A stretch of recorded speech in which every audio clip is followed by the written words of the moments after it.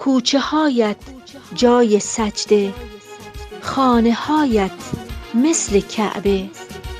تو را با هر قیاسی دوست دارم، ای شهر آرام و بی دغدغه.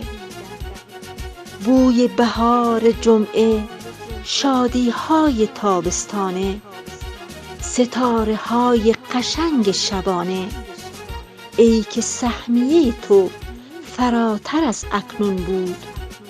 دوستت دارم، دوستت دارم، سفر برایم است بهانه. شب و روزهایم است شاعرانه، خیال تو نباشد هفته هایم با رنگ هاست بیگانه.